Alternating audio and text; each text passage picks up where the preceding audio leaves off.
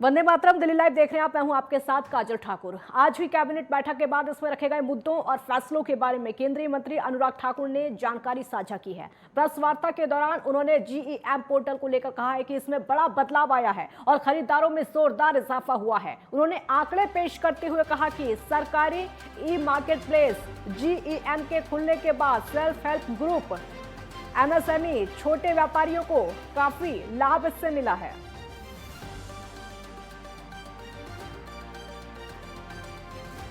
Government e market place की स्थापना हुई, जो सरकारी प्रोक्योरमेंट के लिए जिसका उपयोग किया गया।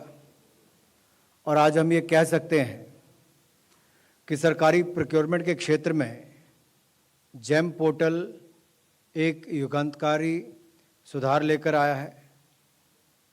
और ये युगांतरकारी सुधार मैं इसलिए भी कह रहा हूँ क्योंकि जिस पैमाने पर इस प्लेटफॉर्म का उपयोग किया गया है, जहाँ पर गुड्स हों, सर्विसेज हों, वस्तुओं और सेवाओं का प्रोक्योरमेंट भी की जाती है, ये पारदर्शी, तेज, कुशल और पैमाने की व्यवस्था है। पिछले कई वर्षों में सरकार ने प्रोक्योरमेंट करते हुए इस पोर्टल का लाभ भी उठाया, वहीं पर देश भर के लाखों लोग इससे जुड़े भी। जेम लाने का उद्देश्य एक ओपन और ट्रांसपेरेंट पब्लिक प्रोक्योरमेंट सिस्टम खड़ा करने का था, जिसमें सफलता भी मिली है और उसका निर्माण भी पिछले कुछ वर्षों में हुआ है।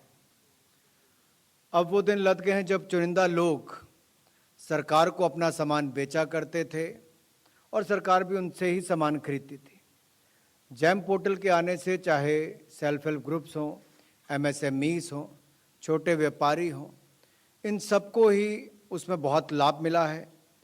और सरकार के जो अलग अलग मिनिस्ट्रीज़ हैं, डिपार्टमेंट्स हैं, पीएसयूज़ हैं, ऑटोनमस बॉडीज़ हैं या लोकल बॉडी, इन सब ने खरीदारी जेम पोर्टल के माध्यम से करने का शुरुआत की। जेम के 3 स्तंभ थे: इंक्लूजन, ट्रांसपेरेंसी और एफिशिएंसी। और इसके चलते जेम पोर्टल की ग्रोथ भी हुई, जहां पर हमारे आर्टिजन्स हों, वीवर्स हों, self help group, startups, women entrepreneurs, MSMEs, ये सब रजिस्टर्ड हैं। आपको जानकर प्रसन्नता होगी कि अगर आप पिछले 4 वर्षों का लेखा जोखा देखें तो जहां मात्र 6,220 करोड़ रुपए की प्रोक्योरमेंट सन 2017-18 में हुई, वो 21-22 में बढ़कर 1,06,000 करोड़ से ज़्यादा बढ़ चुकी है।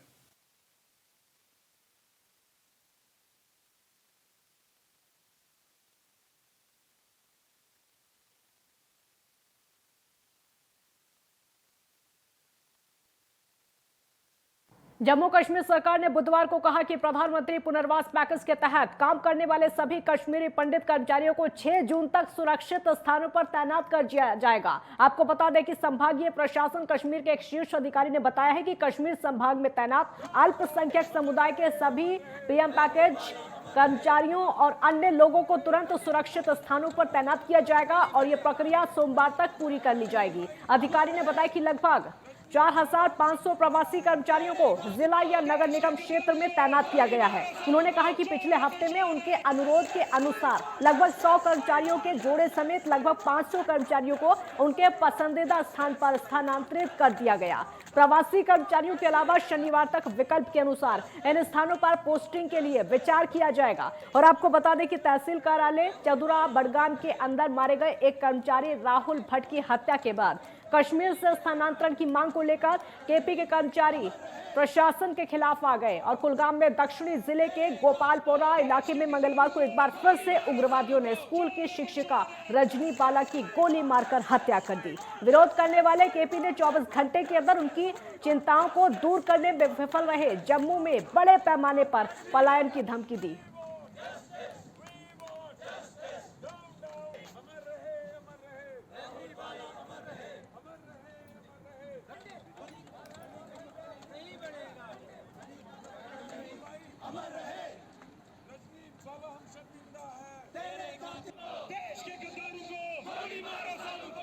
संवाददाता रईस वानी हमारे साथ लाइव जुड़ चुके हैं ज्यादा जानकारी के लिए। रईस, पंडितों को, जितने भी कश्मीरी पंडित हैं, उनको सुरक्षित जगह पर भेजा जाएगा?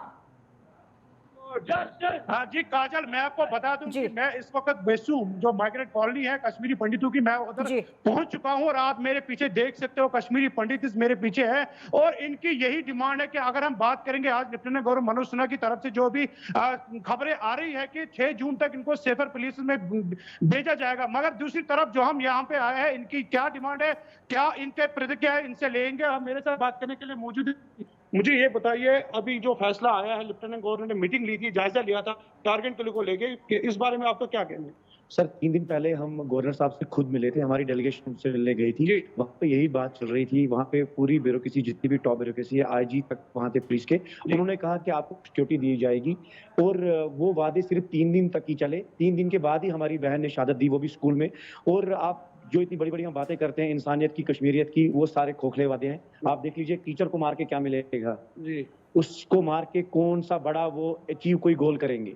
वो हमारी एक ही डिमांड थी एडमिनिस्ट्रेशन से, हमने गवर्नर साहब को वहां लिख के दिया था कि हमें यहाँ से शिफ्ट किया जाए, जम्मू रिलोकेट किया जाए यहाँ से, क्योंकि यहाँ पे हम यहाँ पे बैठ नहीं सकते अपनी फैमिली के साथ, क्योंकि आप हमको एक जेल में बंद रख रहे हैं, सुबह से गेट बंद रखा हुआ है, बाहर जाने नहीं दे रहे हैं, तो कहाँ है सिक्योरिटी? जहाँ पे हमारे पहले भाई राहुल भट्ट ने जहाँ शहादत दी, वो डिस्ट्रिक्ट ऑफिस था, तहसील ऑफिस था, तहसीलदार का ऑफिस था, वहां पे जब उसको मारा गया, तो आज फिर से एलजी साहब वही कह रहे हैं इनको डिस्ट्रिक्ट तहसील ऑफिस में रखेंगे। ये सब पेपर्स में ही ये काम हो रहे हैं, ऑन ग्राउंड ये जीरो है। तो आप इस फैसले से मुतमईन नहीं हो?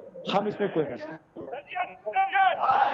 आप देख सकते हो काजल के लगातार इनका जो प्रोटेस्ट है, इनका साफ कहना था कि इस फैसले से मुतमईन है। इससे पहले भी जो किलिंग्स हुई है वो भी डिस्ट्रिक्ट हेडक्वार्टर पे है, जो राहुल भट्ट की जो किलिंग्स हुए वो भी डिस्ट्रिक्ट हेडक्वार्टर पे हुए। इनका साफ कहना था कि हमें जो है यहाँ पे जम्मू भेजा जाए, जहां से हम वहाँ भी सेफ है, यहाँ हम सेफ नहीं है, क्योंकि हम इससे पहले भी जो है डिस्ट्रिक्ट हेडक्वार्टर पे किलिंग हो रही है। हम जो है इनका साफ कहना था कि हम इस फैसले से मुतमईन नहीं है। जी काजल। रईस, ये जो आक्रोश है, ये इन लोगों का जो आक्रोश है, ये बता रहा है कि कितने परेशान ये लोग हैं, क्योंकि शिक्षिका की हत्या कर देना, उससे पहले कश्मीरी पंडित, और इन लोगों की परेशानी साफ झलक रही है। जी जी काजल, मैंने आपको पहले बताया कि मैं ज्यादा नहीं बातें करूंगा, इनसे ही जाने की कोशिश करेंगे। ये बताइए कि कितना आप लोगों को अभी है, जिस तरीके से लगातार 2 किलिंग्स यहाँ पे हुए, तो इस बारे में हमें बताइए। सर 21 दिन से हमारे बच्चे स्कूल नहीं जा रहे हैं जी, 21 डे से हमारे बच्चे नए स्कूल नहीं जा रहे हैं। हमारे किसी पेरेंट्स को डॉक्टर के पास जाना है तो हम पहले एसएचओ से परमिशन लेनी पड़ती है कि हमें डॉक्टर के पास जाना है जी। आप सोचिए हम किस हालत में है, सब्जी लेने नहीं जा पाता है इंसान, बाहर डर जाता है, बाहर जा नहीं पाता है जी। तो आप रात को, मतलब हमारे पेरेंट्स को ये नहीं पता अगर ये हमारा बच्चा आज घर गया है, शाम को ये वापस आएगा भी या नहीं जी। रईस, आप नजर बनाए रखिए, लगातार अपडेट आपसे लेते रहेंगे। अभी के लिए बहुत बहुत शुक्रिया आपका। तो किस तरीके से कश्मीरी पंडित परेशान है वो आपने देखा। एक ब्रेक के लिए यहाँ पर रुकेंगे, जल्द लौटेंगे।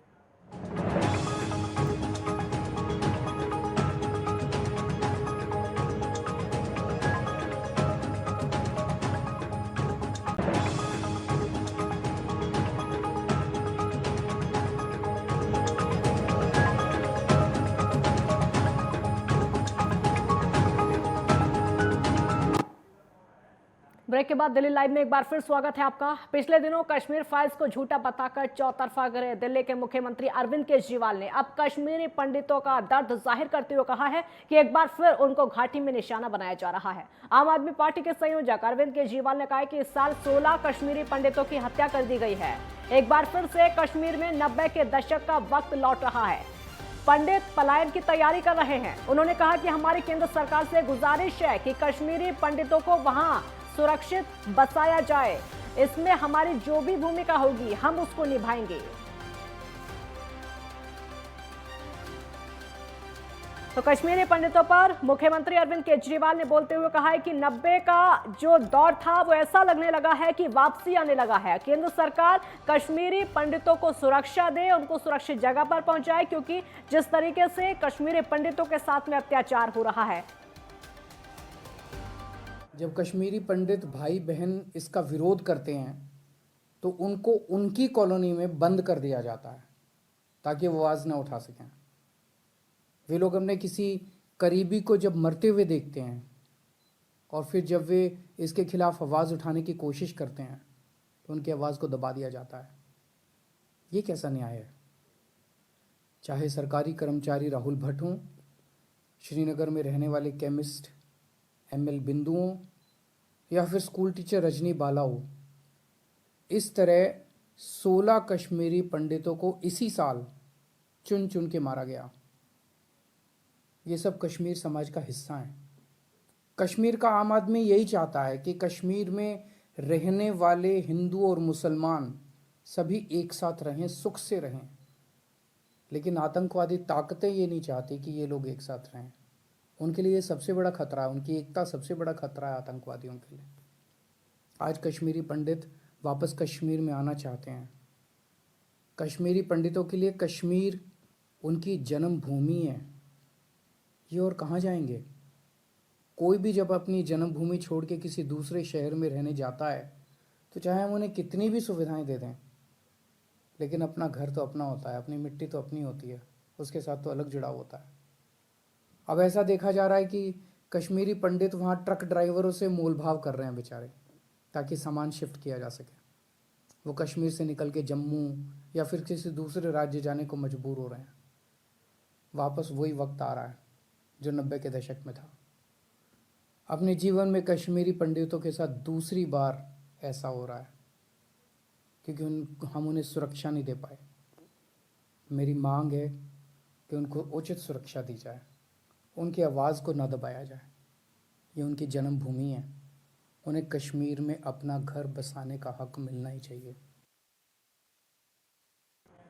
दिल्ली के मुख्यमंत्री अरविंद केजरीवाल बुराड़ी निरंकारी ग्राउंड के पास स्थित कोरोनेशन वाटर प्लांट में पहुंचे और वहां पर हो रहे जल बोर्ड द्वारा कार्य निर्माण का जायजा लिया। मुख्यमंत्री अरविंद केजरीवाल ने बताया कि यह देश का ऐसा सबसे पहला वाटर प्लांट है जो कि गंदे पानी को रिसाइकल करके पीने योग्य बनाएगा और इसकी जो पानी की रिसाइकल क्षमता है वो बहुत ज्यादा, जितनी बताई जा रही है उससे कहीं ज्यादा है और हर रोज 70 MGD पानी साफ करेगा। इसमें कहीं ना कहीं आने वाले समय में दिल्ली सरकार दिल्ली में पानी की किल्लत को खत्म कर पाएगी और वहीं इस साफ हुए पानी को यमुना नदी तक भेजा जाएगा, जिससे कि यमुना में गंदे नालों के पानी को रोककर यमुना में भेजकर यमुना के पानी को साफ किया जाएगा। और फिर वो 70 MGD पानी हम यहाँ से पल्ला लेके जाएंगे और फिर पल्ला से वो पानी यमुना के थ्रू होते हुए यहाँ पे हमारे वाटर ट्रीटमेंट प्लांट में आएगा। तो लगभग 50-60 MGD पानी एक्स्ट्रा हम दिल्ली में पीने के लिए भी इस्तेमाल कर सकते हैं, पीने के लिए भी इस्तेमाल किया जाएगा। ये टेक्निक एक तरह से सिंगापुर में यूज़ होती है, सिंगापुर में इसको न्यू वाटर कहते हैं। तो वहीं उसी आधार के ऊपर दिल्ली में भी तो दोनों काम होंगे। एक तरफ तो अपनी यमुना साफ हो रही है, सीवर की सफाई हो रही है और दूसरी तरफ जो है पीने के पानी की भी बढ़ोतरी होगी जब ये पूरा सब कुछ कंप्लीट हो जाएगा। प्रकार की गैस भी बनेगी और उस गैस से हम लोग बिजली उत्पादन भी करके इस प्लांट को चला सकते हैं और पानी की जो कचरा है उसको क्लीन करके और पानी दिल्ली को जो जितनी भी पानी है दिल्ली के लिए वो जो दूषित है पानी उसको क्लीन हम लोग कर सकते हैं। इससे पानी पीने लायक भी हो जाता है? नहीं, इससे पानी पीने लायक तो नहीं होगा, बट इतना होता है कि जो उसमें कचरा होता है जो ये अपना प्लास्टिक की और मिट्टी उट्टी पानी में होती है, जैसे कि आपने नाला में जाते हैं तो नाला वाला ये खराब होता है, वो सब क्लीन हो जाता है।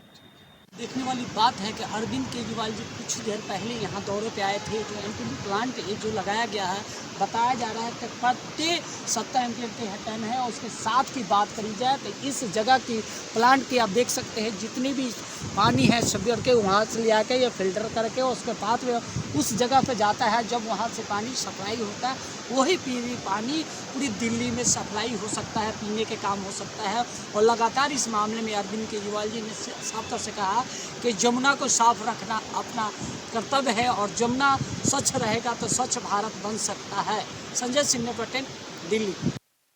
दिल्ली में एक बार फिर से केजरीवाल सरकार और उपराज्यपाल के बीच में टकराव की स्थिति है। आम आदमी पार्टी का आरोप है कि नए उपराज्यपाल दिल्ली की संवैधानिक व्यवस्था के हिसाब से काम नहीं कर रहे हैं। आम आदमी पार्टी के नेता और विधायक आतिशी ने कहा कि एलजी ने सोमवार को एक जल बोर्ड के अधिकारियों के साथ में एक बैठक बुलाई और अधिकारियों को कुछ आदेश भी दिए। आतिशी ने कहा कि वो एलजी को बताना चाहती हैं क्योंकि वो नए आए हैं और शायद उन्हें संवैधानिक जानकारी ना हो कि दिल्ली में एक अलग संवैधानिक व्यवस्था है। आम आदमी पार्टी के नेता आतिशी ने कहा है कि संविधान के हिसाब से साफ तौर पर 3 विभाग एलजी के अंतर्गत आते हैं, लॉ एंड ऑर्डर, भूमि और पुलिस। सिर्फ यही 3 एलजी के कंट्रोल में आते हैं। आज जब नगर निगम में सरकार नहीं है तो वो भी एलजी के अधिकार क्षेत्र में आता है, लेकिन बिजली, पानी, शिक्षा और स्वास्थ्य जैसी चीजें दिल्ली की चुनी हुई हैं और सरकार के अधीन आते हैं। और जब एलजी इन विभागों से जुड़े अधिकारियों को बुलाते हैं और उन्हें आदेश देते हैं तो फिर चुनी हुई सरकार कैसे काम करेगी? उनको संविधान ने स्पष्ट तौर से 3 जिम्मेदारियां दी हैं। उनकी जिम्मेदारी है लैंड, लॉ एंड ऑर्डर और पुलिस की व्यवस्था। ये स्पष्ट तौर से देश के संविधान में लिखा हुआ है और इस मामले पर सुप्रीम कोर्ट की कॉन्स्टिट्यूशन बेंच ने भी मोहर लगाई हुई है कि सिर्फ और सिर्फ ये 3 विषय लैंड, लॉ एंड ऑर्डर और पुलिस केंद्र सरकार के नुमाइंदे लेफ्टिनेंट गवर्नर के तहत आते हैं।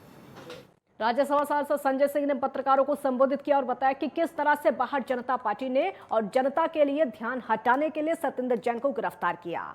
पिछले 8 साल में सत्येंद्र जैन ईडी के सामने 7 बार पेश हुए, लेकिन कभी भी ईडी को गिरफ्तार करने की जरूरत महसूस नहीं हुई। लेकिन जैसे ही सत्येंद्र जैन को हिमाचल इलेक्शन का इंचार्ज बनाया जाता है और हिमाचल में आम आदमी पार्टी अपनी बढ़त बना रही थी, बीजेपी को तभी इन सब केसों की याद आ गई है और कहा कि ईडी ने सत्येंद्र जैन को गिरफ्तार कर लिया है।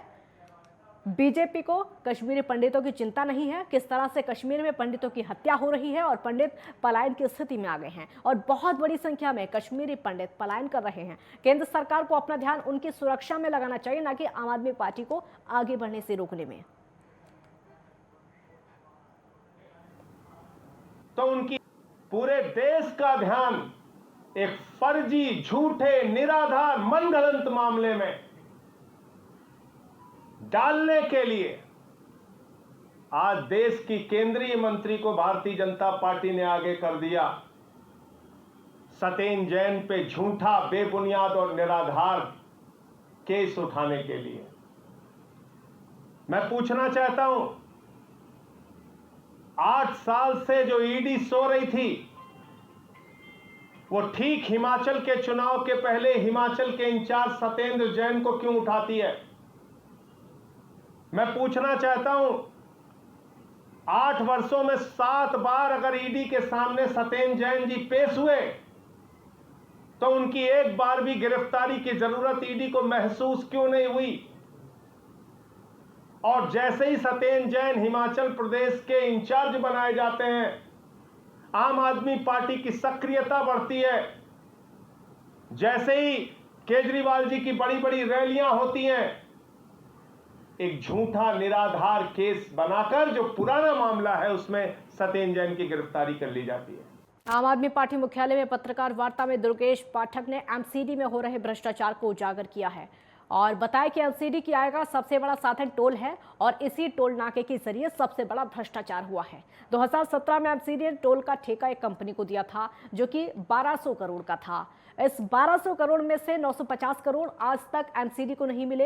एमसीडी कोर्ट में गई, कोर्ट का फैसला एमसीडी के पक्ष में आया, फिर भी पैसा नहीं मिला। 2021 में एक दूसरी कंपनी को वही ठेका 786 करोड़ में दिया जाता है। में है भारतीय जनता पार्टी की एमसीडी, मुझे ऐसा लगता है उनके नेताओं की इसमें पक्का मिली भगत रही होगी, अन्यथा इतना बड़ा घोटाला तो नहीं हो सकता, इतना बड़ा हेरफेर तो नहीं हो सकता। तो इसको लेकर आज मैंने एलजी महोदय को और अश्विनी कुमार जी जो कि स्पेशल कमिश्नर हैं, उनको दोनों लोगों को मैंने एक पत्र लिखा है और आशा उनसे की है कि इसके ऊपर वो जांच करवाएं और जो भी गिल्टी हैं उनको सज़ा दें। और जब भी समय भी मांगा है जिससे मैं इसके डॉक्यूमेंट्री प्रूफ जो भी है वो भी मैं उनके सामने रख सकूं। इसी के साथ दिल्ली लाइव में फिलहाल इतना ही। आप देखते रहिए नेटवर्क 10। जय हिंद।